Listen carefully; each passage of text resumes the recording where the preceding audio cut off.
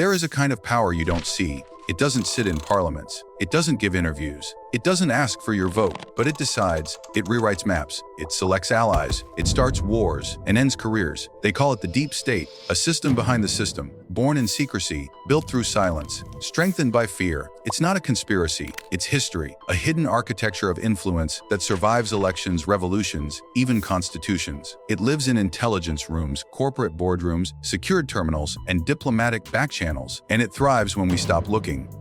Chapter 1. A definition written in shadows. Democracy is often sold to us as a clean, transparent machine powered by votes, shaped by laws, and balanced by institutions. It's a comforting narrative, one in which every citizen holds a voice, every lawmaker is accountable, and every government is bound by oversight. But beneath this visible framework lies something much harder to trace, an architecture hidden in plain sight. Not a secret government per se, but a system of hidden influence and unacknowledged power. This is what former Canadian diplomat and Professor Peter Dale Scott termed deep politics. Unlike the fringe theories that crowd internet forums, deep politics isn't about shadowy cabals meeting in smoke-filled rooms. It's about the convergence of institutional power, private interests, covert operations, and economic leverage. It's about the silent mechanisms that continue to operate beyond the reach of democratic accountability. In his 1993 work Deep Politics and the Death of JFK, Scott argued that the assassination of President John F. Kennedy revealed not just a single event, but a system, a web of intelligence agencies, defense contractors, organized crime, and parts of the U.S. government that operated beyond official sanction or scrutiny. Scott didn't frame this as paranoia. He framed it as realism. In fact, the idea of hidden power is far from new. As early as 1961, President Dwight D. Eisenhower issued one of the most chilling warnings ever delivered from a U.S. president. In his farewell address, he cautioned Americans to guard against the acquisition of unwarranted influence, whether sought or unsought, by the military-industrial complex. Eisenhower, a five-star general turned president, understood the growing entanglement between the armed forces, weapons manufacturers, and national policy. His warning wasn't speculative, it was based on first-hand knowledge. Around the world, other nations have their own versions of this concept. In Turkey, it's called Derin Devlet, or Deep State, a network of military intelligence and criminal actors who operate behind the scenes to preserve certain national interests, often regardless of what the public votes for. In Italy, they called it the Stato Parallelo, a parallel state linked to secret societies and Cold War-era state behind armies. In Russia, the overlap is so seamless that the distinction between the official state and the deep state hardly exists. The intelligence services are the state, and in the West, the shape-shifting nature of deep politics makes it harder to detect. The media landscape is vast, laws are complex, and public attention is often short-lived. But the reality remains, hidden levers of influence still pull at the strings of power. It may not be a single group or a formal hierarchy, but it's a system nonetheless, written not in constitutions or laws, but in shadows. Chapter 2. Foundations of the Unseen. The year was 1945. The bombs had dropped. The treaties were signed. The war was over, or so the world was told. But in truth, the end of World War II marked not peace, but a transformation. A new kind of war had begun. One not fought with tanks and trenches, but with secrets, subversion, and silent manipulation. The prize, control over the emerging global order. The tools, covert influence, intelligence networks, and hidden finance. The battlefield, the very fabric of democracy itself. In 1947, just 2 years after the war, the United States passed the National Security Act, a defining moment in the architecture of what would become the modern deep state. This act created the Central Intelligence Agency and the National Security Council, and for the first time, enabled the establishment of a black budget, a pool of taxpayer money kept entirely outside public or congressional oversight. It was, in effect, a government within a government, armed with secrecy and a license to operate beyond democratic constraints. The Cold War demanded new forms of power. Open warfare between superpowers risked nuclear annihilation, so the battlefield moved underground. This required a new kind of army, one without borders, uniforms, or accountability. Take Operation Paperclip, for example. In the closing months of the war, over 600 Nazi scientists, engineers, and technicians were secretly brought to the United States. There were no public trials, no moral reckoning. Among them was Wernher von Braun, a former SS officer who had used forced labor to build Hitler's V-2 rockets. In America, he became a national hero, the father of NASA and the U.S. space program. The message was clear: ideology was negotiable, but talent, especially military talent, was currency. Then came Operation Northwoods, a declassified plan from 1962 that laid bare the disturbing logic of deep politics. The proposal, signed by the Joint Chiefs of Staff, called for the U.S. to stage false, flagged terrorist attacks on its own soil, blowing up ships, hijacking planes, and killing civilians, all to justify a war against Cuba. The plan was not the invention of fringe radicals. It was devised by the highest military authorities in the country. Only President John F. Kennedy rejected it. But what happens when such plans are accepted? Look to Operation Gladio in Italy. Designed as a NATO-backed stay-behind force to counter Soviet invasion, it evolved into something much darker. Rather than protecting democracy, it actively undermined it. Gladio operatives engaged in bombings, assassinations, and political destabilization, targeting civilians and leftist groups to create chaos and push public opinion toward authoritarian control. As one Gladio operative admitted, "We had to make people think the enemy was everywhere." It wasn't until 1990, when Prime Minister Giulio Andreotti publicly revealed the operation, that the truth came to light. Italy's own parliament confirmed the network's existence and its crimes. The same shadow games extended far beyond Europe. In Iran, 1953, the CIA orchestrated a coup to remove Mohammad Mossadegh, the democratically elected prime minister, who had dared to nationalize the country's oil industry. The result was the restoration of the Shah, followed by decades of repression, secret police, and torture. The backlash to that coup would eventually help ignite the Islamic Revolution of 1979. In Guatemala, 1954, it was land reform that sealed President Jacobo Carbenz's fate. His attempts to redistribute land threatened the interests of United Fruit Company, a powerful corporation with deep ties to U.S. elites. The CIA labeled Carbenz a communist threat, and within months, he was overthrown. Democracy gave way to military dictatorship and decades of civil unrest. In Chile, 1973, the U.S. again played a familiar role. The CIA supported the military coup against Salvador Allende,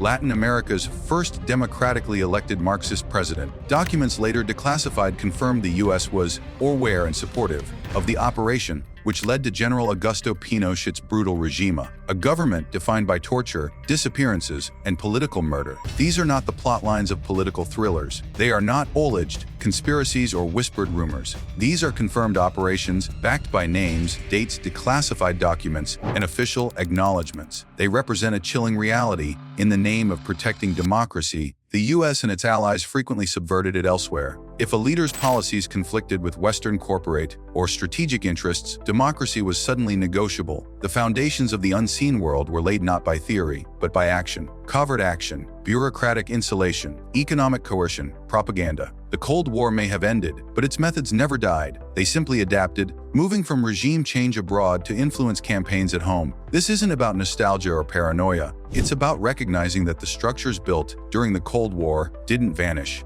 They became institutionalized. In the words of one former operative, "We were not protecting freedom. We were managing perception. And that perception, the illusion of open democracy and transparent governance, has been the most effective weapon of all."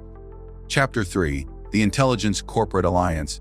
Power doesn't simply flow from the top down. It circulates between intelligence agencies, corporate boardrooms, media empires, and government institutions. It forms an ecosystem where influence, money, and information are exchanged behind the scenes, out of public view. The deeper you look, the clearer it becomes. The most powerful entities on Earth don't compete in the open market or on ballots. They cooperate in the shadows. This alliance between intelligence and corporate power was forged in the aftermath of World War II.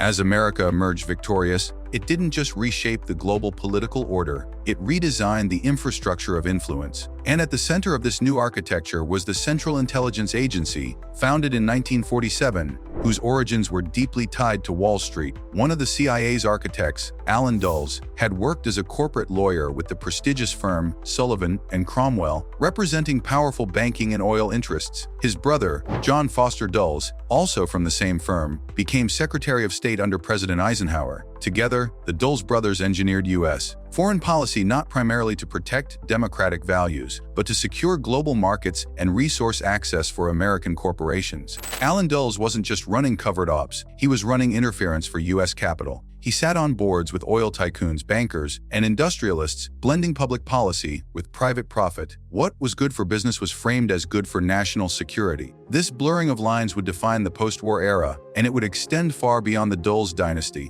One of the clearest manifestations of this fusion came through Operation Mockingbird, a massive, long-running CIA program that began in the early Cold War years. At its peak, it reportedly involved over 400 journalists from the most influential U.S. media outlets. These weren't spies posing as journalists. They were real, credentialed reporters working in major newsrooms. Time, the New York Times, CBS, and others, who were paid to spread propaganda, shape narratives, and most crucially, silence dissent. The goal was not only to manage what the public believed, but to make sure they never questioned the system itself. The influence didn't stop at the newsroom. It extended into Hollywood, where entertainment became another front in the information war. In 2017, Freedom of Information Act (FOIA) requests revealed that the Pentagon and CIA had actively influenced the production of over 800 films and more than 1,000 TV shows. From Top Gun to Iron Man, from Transformers to Homeland, the scripts were often reviewed, and in some cases rewritten, by government officials. The condition for access to military equipment, locations, or support was simple: control the message. What the public saw on screen wasn't just entertainment, it was strategic narrative shaping. And then came Silicon Valley, the modern extension of this alliance. What we often think of as a bastion of libertarian entrepreneurship is, in many cases, a child of the security state. Few people realize that Google's early funding came from Intel, the venture capital arm of the CIA. Intel's mission was to fund private sector tech that could serve U.S. intelligence needs. Similarly, Palantir, a data analytics company now used by law enforcement and intelligence agencies worldwide, was co-founded with CIA money. Amazon, too, plays a key role. Its Amazon Web Services, AWS, hosts CIA and Pentagon cloud systems, essentially becoming the digital spine of the U.S. intelligence apparatus. And who owns Amazon? Jeff Bezos, who also owns The Washington Post, a newspaper with immense power to shape national dialogue. This isn't the stuff of dystopian fiction. These are documented financial relationships, confirmed by leaks, FOIA requests, and government disclosures. Big tech isn't just a commercial empire. It's an extension of intelligence infrastructure, designed, funded, and embedded with surveillance capacities from the start. Meanwhile, the scale of covert operations has grown exponentially. In 2013, documents from the Black Vault, a trove of declassified records, revealed that the U.S. government was spending $52.6 billion per year on covert and classified programs. That's more than the entire GDP of dozens of nations, poured into operations that are entirely untraceable and legally unaccountable. What do these budgets fund? Assassinations, surveillance, psychological operations, foreign coups, cyber weapons, much of it beyond the purview of even Congress. So when we talk about power today, we must resist the temptation to view it solely in political or economic terms. The real power lies in networks, between corporations that build the tools, agencies that use them, media that shapes perception, and governments that claim legitimacy. This is the intelligence corporate alliance. It doesn't wear a uniform or wave a flag. It doesn't run for office or hold press conferences, but it is there underneath the surface of every headline, embedded in every device, behind every decision that shapes the modern world. Chapter 4: Whistleblowers and Sacrifices. They didn't ask for fame. They didn't set out to be martyrs, but they saw too much and chose to speak. Whistleblowers are not saints, but neither are they criminals. They are witnesses who violated not the law, but the unspoken code of silence that protects the architecture of hidden power. In a world built on secrecy, the act of telling the truth becomes a radical and dangerous form of resistance. Every one of them paid the price. Take Daniel Ellsberg, a former military analyst who in 1971 leaked the Pentagon Papers, a trove of classified documents that revealed how the U.S. government had systematically lied about the Vietnam War. Presidents had escalated the conflict knowing it was unwinnable. Thousands died in a war sold through deception. When Ellsberg handed the documents to the New York Times, he wasn't just exposing policy, he was dismantling credibility. The Nixon administration labeled him a traitor, tried to discredit him, and even sent operatives to burglarize his psychiatrist's office. He was charged under the Espionage Act, facing decades in prison. But a judge dismissed the case due to government misconduct. Ellsberg was lucky, most aren't. Karen Silkwood wasn't a spy or a political activist. She was a chemical technician at the Kerr-McGee nuclear plant in Oklahoma. In the 1970s, she uncovered radiation safety violations and worker contamination.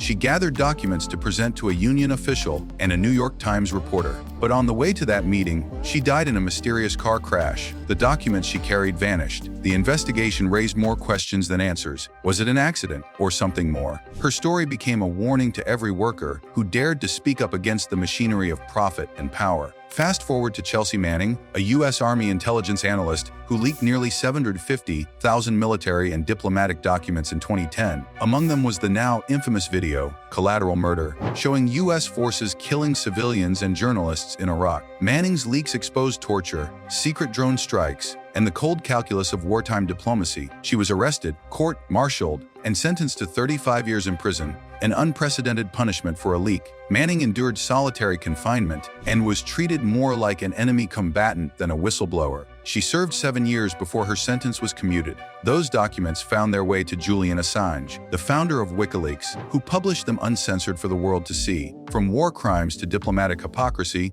Assange's platform became a global mirror held up to unchecked power. In retaliation, he became the most hunted journalist in the world. Trapped in the Ecuadorian embassy in London for years, he was eventually arrested and remains imprisoned in the UK. The US government seeks his extradition to face 175 years under the Espionage Act. His case isn't just about press freedom. It's about the right to reveal what those in power want forever buried.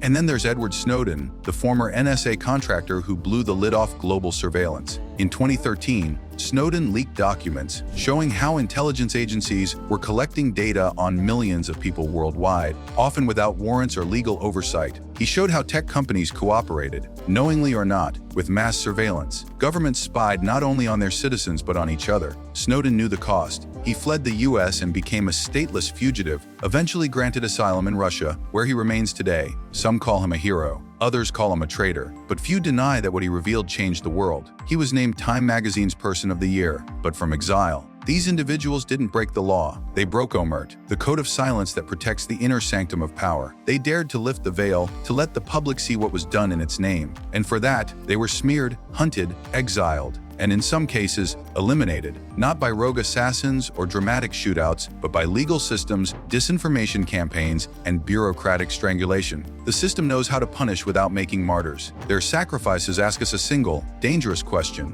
What is the cost of knowing the truth? And more importantly, what is the cost of ignoring it? Chapter 5, Deep States of Today. The deep state didn't disappear with the Cold War, it evolved. In an age of algorithms, biometric tracking, and legal loopholes, it has only become more sophisticated. It no longer needs brute force to control populations. Today's deep state operates with quiet precision, backed by laws, digital surveillance, and institutional silence. The shadows remain, but now they move faster and blend better into the light. In the United States, the turning point came after 9/11. Under the banner of national security, the Patriot Act authorized sweeping surveillance powers. Intelligence agencies like the NSA gained the legal right to monitor phone calls, emails, and online behavior, often without warrants. The secret FISA courts, where surveillance requests are reviewed, operate behind closed doors. And of the tens of thousands of requests submitted, over 99% are approved. This isn't oversight, it's rubber stamping. Whistleblowers like Edward Snowden exposed these operations, but the infrastructure remains intact and more advanced than ever. In Turkey, the failed coup of 2016 became the perfect excuse for President Recep Tayyip Erdogan to consolidate control.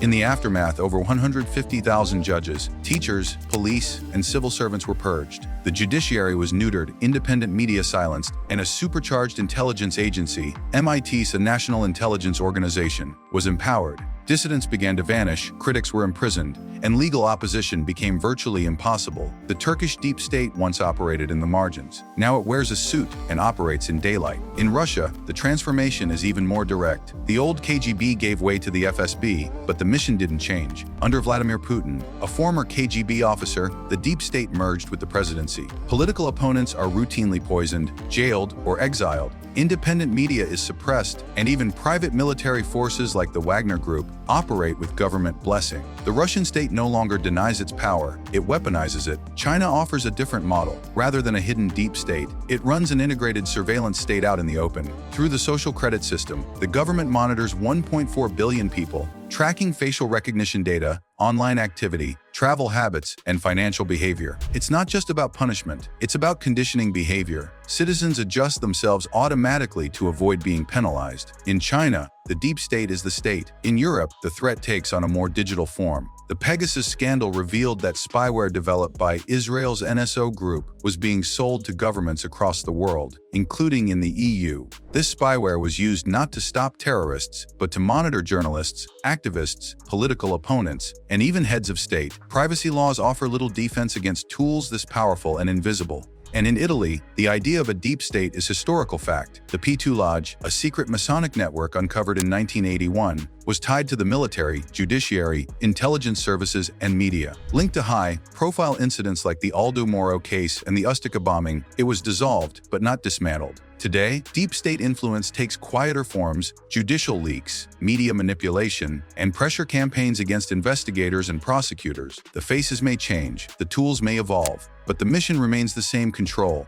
Chapter 6: What Democracy Cannot See. Where does legitimate power end and covert control begin? That line, once marked by constitutions and public accountability, has faded into abstraction. In the modern world, control doesn't always wear a uniform or hold an elected office. Sometimes it wears a suit, operates behind encryption, or speaks through anonymous briefings. The deep state isn't a government. It's what survives governments. It's not bound by election cycles. It doesn't leave when administrations change. It adapts. It endures. And above all, it thrives in secrecy. The deep state feeds on fear, of terrorism, of chaos, of invisible enemies. It uses crises as opportunities. A bombing becomes a reason for mass surveillance. A virus becomes the justification for expanded executive power. A cyber attack becomes a pretext for censoring the internet. The threat is always real enough to be convincing, but never fully visible. And so, the public becomes accustomed to saying, "Let them handle it. Trust them. Don't ask." That's how control is normalized, not by brute force, but by quiet surrender. We've come to believe that secrecy is necessary to protect democracy. But secrecy does not protect freedom. It suspends it. It replaces transparency with trust, and then trust with obedience. Oversight becomes theater. Press briefings become filtered narratives. National security becomes a black box, immune to challenge. The public is left with headlines instead of facts, confidence instead of clarity. And every time we look away, every time we say, "It's too complicated," or "I'd rather not know," the system grows stronger. Not louder, but quieter. Not bolder, but more invisible. What cannot be seen cannot be confronted. That's the paradox of the modern deep state. It thrives because we've been trained to believe that acknowledging it is naive, paranoid, or unpatriotic. But we're past the point of asking whether the deep state exists. That question is settled, not in theory, but in fact, documents, and lived consequences. The real question now is, do we still care that it does? Or have we accepted the trade-off? Convenience for control, comfort for compliance, ignorance for illusion. Thomas Jefferson once said, "The price of liberty is eternal vigilance." But vigilance requires attention, awareness, and the courage to ask inconvenient questions. Today, those questions often go unasked, not because the answers don't exist, but because we've been taught not to want them. In a society obsessed with efficiency and speed, truth is too slow, transparency is too messy, and power, left unchecked, becomes self-preserving. The deep state doesn't need your vote. It only needs your silence. And in the age of screens, data, and distraction, vigilance may be the first thing we lose.